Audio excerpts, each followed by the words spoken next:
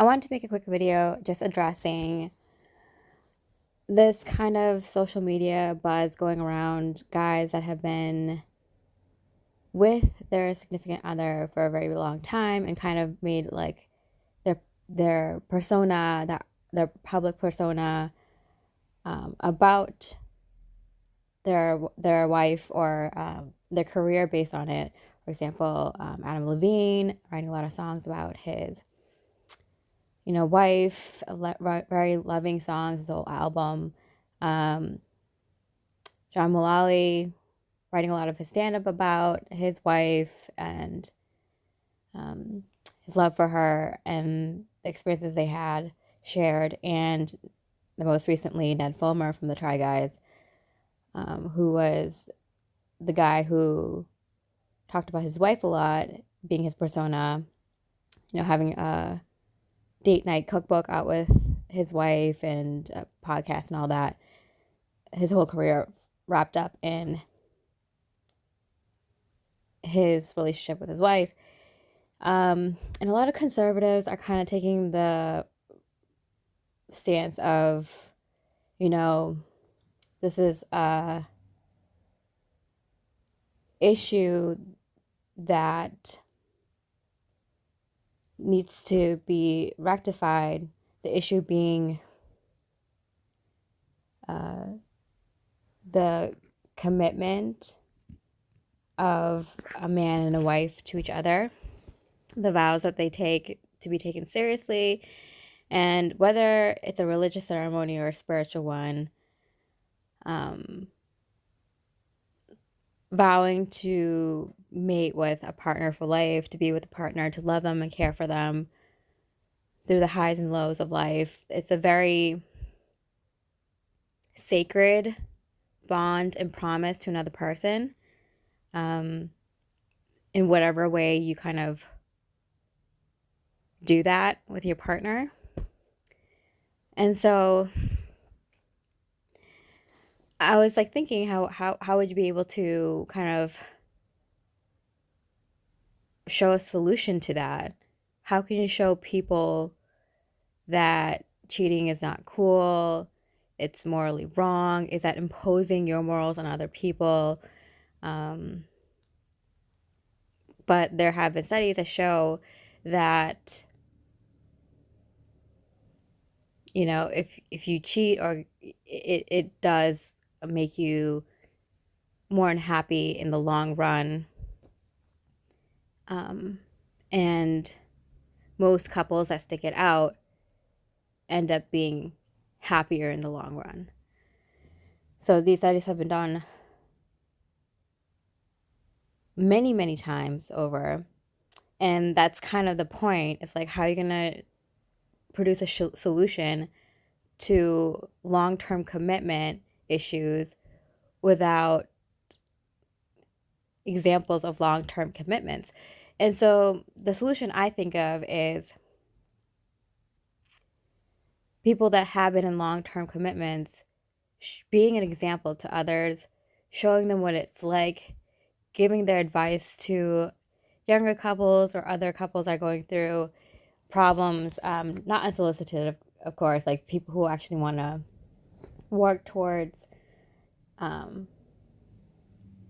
happier commitment, more stable, secure commitment and relationship.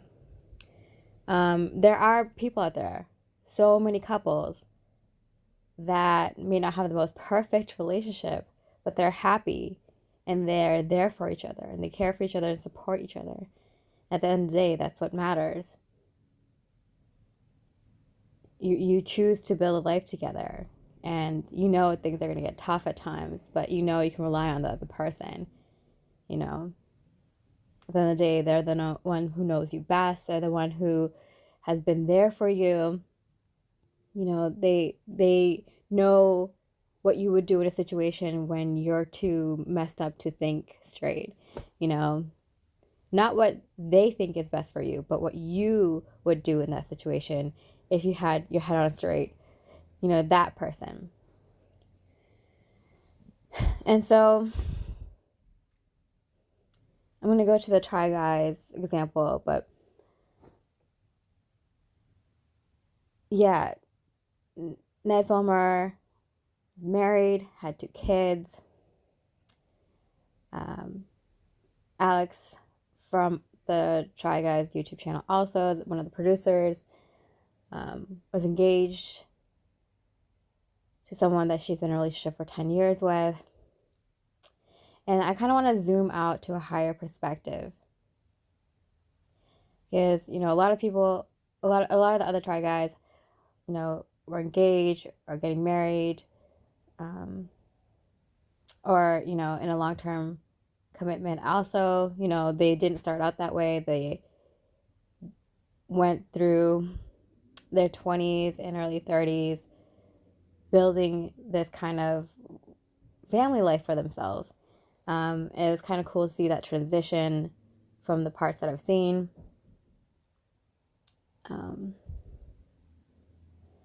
But this might be controversial. You can see the dynamic here.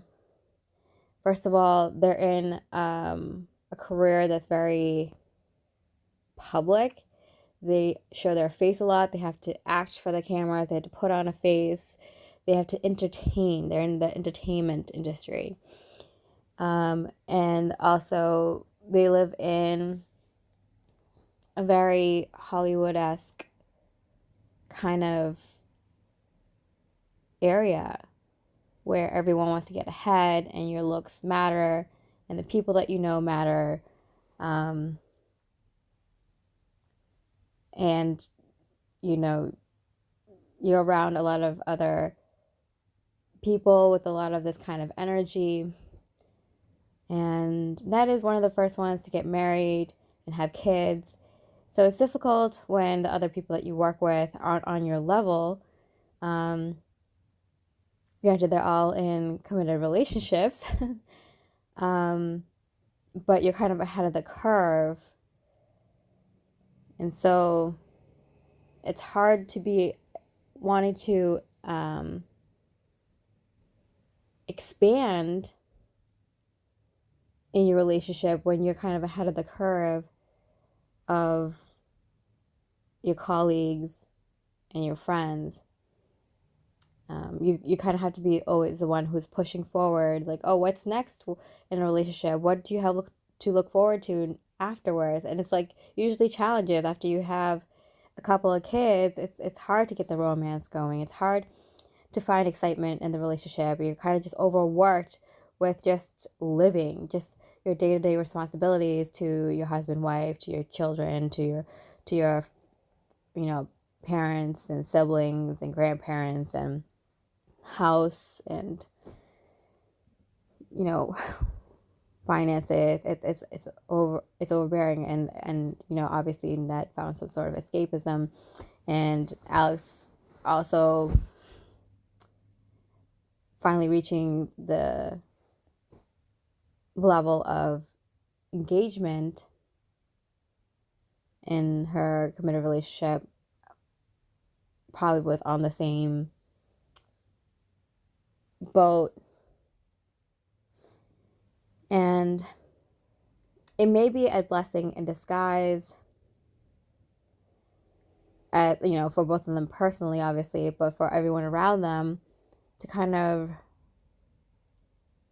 look at their own lives with a new perspective. You kind of get like a shakeup of things. You get to see how much you affect the people around you, how much you've already accomplished, how much you have at stake. Are the goals that you had previously still the same goals you have now for yourself? How do you create new goals? What are your new goals, your new dreams? What is it that you actually want at this period of your life?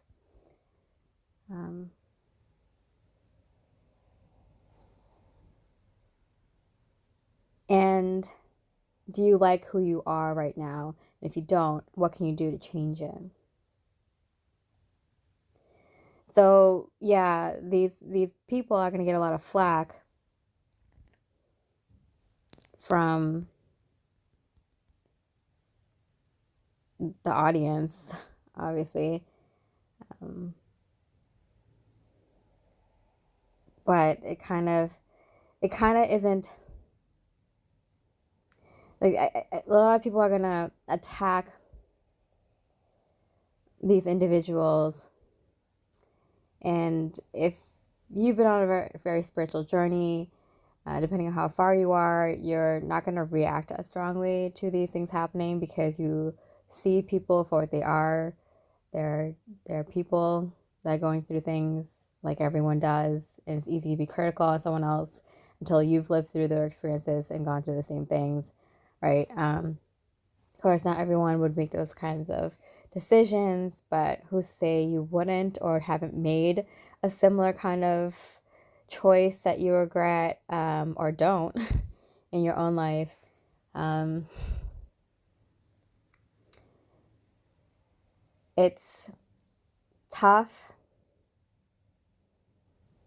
because you sometimes wish that the world can be just like perfect and peachy, but like it's moments like these that are underappreciated, and they bring so much value to people's lives because they teach you a lot. They see you getting comfortable with things, comfortable with being a version of yourself that you're not happy with, living a version of your life that you're not happy with, and kind of losing focus on your goals or the lack thereof, and really taking the time to reevaluate everything. And that's why review periods are such an important part of the spiritual journey. When you feel something is ending in your life or something new is beginning, whether it's a big cycle or a small cycle, it's kind of important to kind of just review and see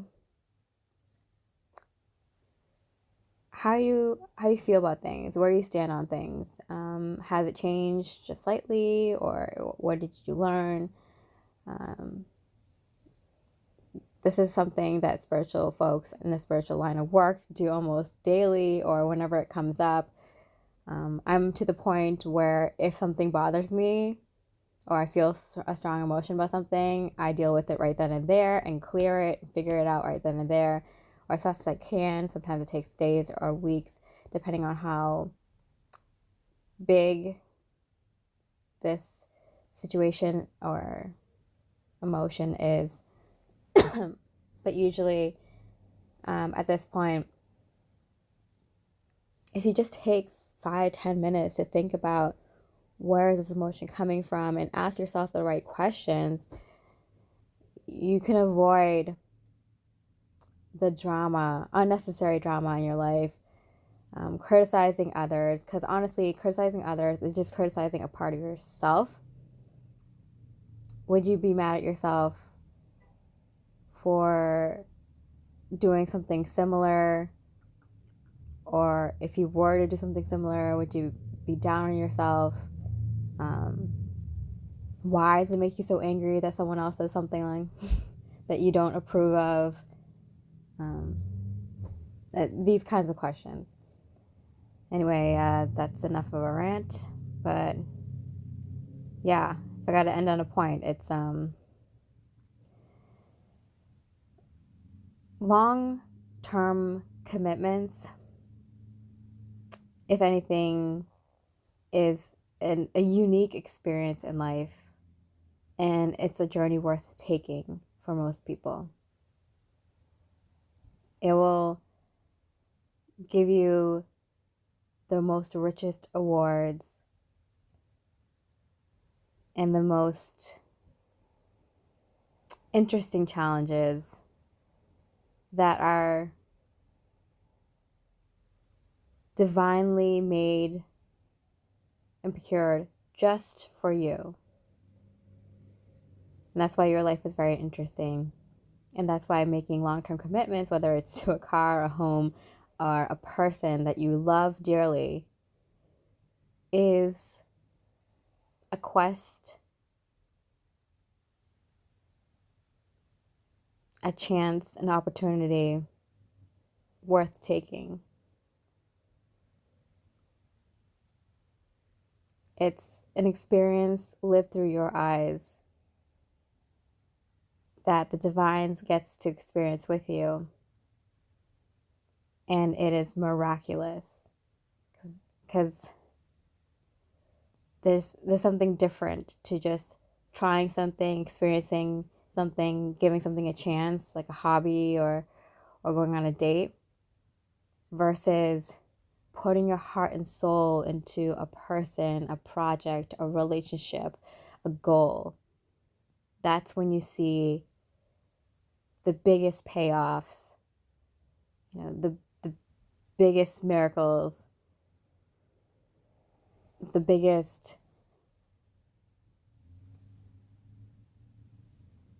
breakthroughs.